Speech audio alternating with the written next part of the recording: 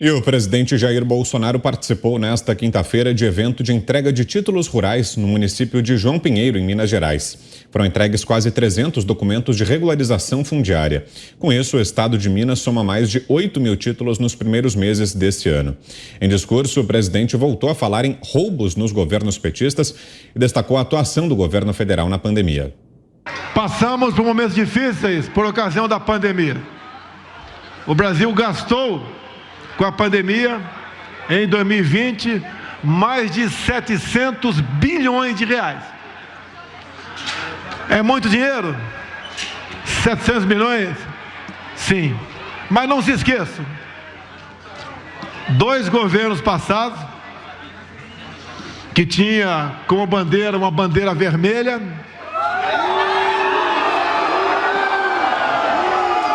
endividaram a Petrobras em 900 bilhões de reais. Mais cedo, ao chegar ao município, o presidente foi recebido pela população nas ruas. Zé. 700 bilhões de reais, quase 1 trilhão de reais, é um dos países que mais investiram durante a pandemia. E isso segurou exatamente porque parte importante deste investimento foi na base da economia, diretamente no estado e no município.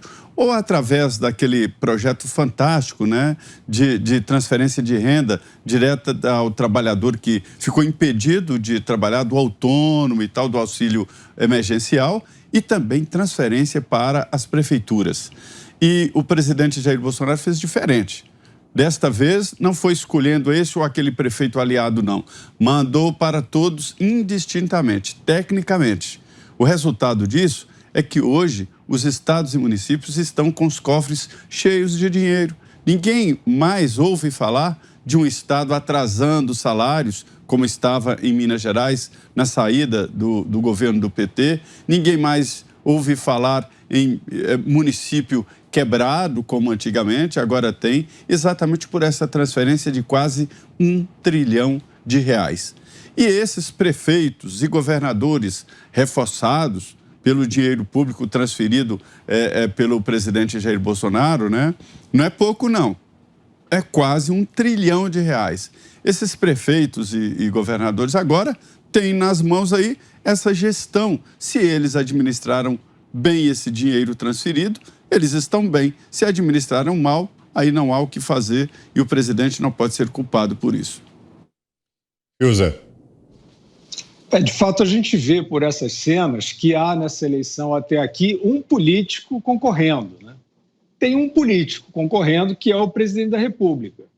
Ele percorre o país, ele se encontra com o povo, sempre muita gente. E quem é o outro? Não tem, né? Tem aquela brincadeira de terceira via também, que não tem expressividade alguma, todos surfistas de pandemia, os governadores, né, que fizeram muito mal ao país.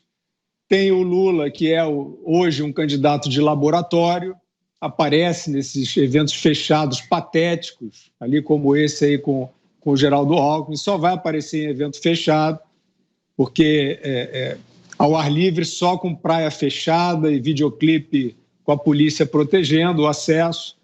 Então, eu acho que, de fato, a mensagem aí que o presidente Bolsonaro trouxe para a sua primeira campanha, que o elegeu, ela está uma mensagem que permanece íntegra. Ele tem um governo que não tem escândalos de corrupção, apesar das tentativas de se imputar, mas não tem. E eu digo que eu tenho várias críticas ao governo. A área de saúde eu acho que é muito complicada, muito problemática, por exemplo, e outras. Mas ele pode ostentar isso e ele está disputando com o partido que virou o símbolo da roubalheira, como ele mesmo disse, no país. Estão tentando aí, limpar essa imagem, estão tentando desfazer essa história, retocar a história, né? Então, o papel do Alckmin, o papelão do Alckmin, nesse caso, torna-se pior ainda, porque o Alckmin, de fato, ele foi...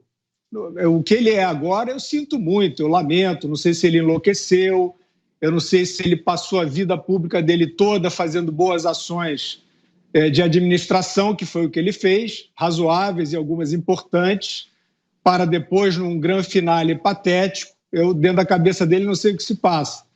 Mas ele, de fato, representou em São Paulo, e aí a Ana vê de uma maneira, eu vejo de outra. Eu acho que essa ideia de um revezamento eu não consigo enxergar em São Paulo, né? O Geraldo Alckmin faz parte de um grupo político que ficou mais de 30 anos com o Estado de São Paulo. Eu não consigo visualizar um acordo aí, o PT, esse partido esganado de parasitas, topar ficar na fila 30 anos esperando o PSDB, ou o Alckmin, ou o Covas, ou aquela turma lá, fazer uma coisa que eles não fariam, né? A agenda do PT jamais foi responsabilidade fiscal, a agenda do PT jamais foi privatização, e o Alckmin fez, né, assim, dentro desse contexto, dessa agenda, ele fez a coisa certa, ele fez bem ao público. Então, eu acho que é isso que tem que ficar registrado, né? Se o cara pirou, enlouqueceu, etc., é problema dele. Agora, imaginar que isso foi uma preparação de décadas para esse momento patético com o Lula, eu tenho dificuldade de enxergar. Você, Ana? Não, eu primeiro queria responder ao Fiuza. Eu acho que não é esse atual momento, Fiuza. Eu acho que eles jamais imaginaram, porque no meio do caminho havia uma pedra, no meio do caminho. Essa pedra se chama eleição de 2018, de um candidato aí que se tornou presidente, um candidato fora do establishment, né? Muita gente fala, não, mas o Bolsonaro foi deputado, não conseguiu passar nada. E não é difícil entender que o próprio deputado não conseguia passar absolutamente nada dentro do Congresso porque ele não fazia algumas alianças ali dentro. Até isso eu consigo entender. Acho também, Fiuza, que essa aliança não é no estado de São Paulo. Essa é uma aliança muito maior. Tanto é que a tal agenda liberal de privatizações do PSDB, ela nunca saiu com total potencial do papel, como a Petrobras, por exemplo. Então, está muito explicado num documentário da Brasil Paralelo, excelente, por sinal, que se chama O Teatro das Tesouras. São vários episódios que mostram aí as últimas décadas políticas do Brasil, exatamente entre PSDB e PT. E não é difícil ver que nós nunca tivemos uma agenda realmente liberal, partidos de direita, e acredito que também não tenha. Acho que o nosso cenário partidário é aquela curva do Rio que o Zé fala, vai caindo tudo ali, são 32, 33 partidos, se eu não me engano, e isso precisa de uma reforma, não tem a menor dúvida. Agora, que nós estávamos entre uma esquerda radical, né, o PT, o PSOL, e uma esquerda aí, a social-democracia, estávamos.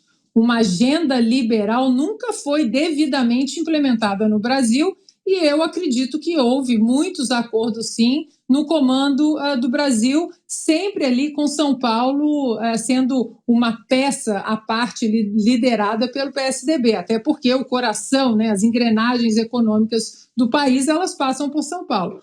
Só para finalizar, Vitor, no discurso aí do presidente, né, ele comenta que endividaram a Petrobras em 900 bilhões de reais. É muito dinheiro e a agenda agora de Lula e Alckmin, né, não tem como a gente falar a agenda de Lula mais, a agenda de Lula e Alckmin é reverter, é estatizar mais e mais e mais tentáculos para o Estado, mais tentáculos para o governo. É uma cena decadente, difícil de apagar da memória, essa que nós vimos hoje com o Geraldo Alckmin e o ex-presidiário Lula.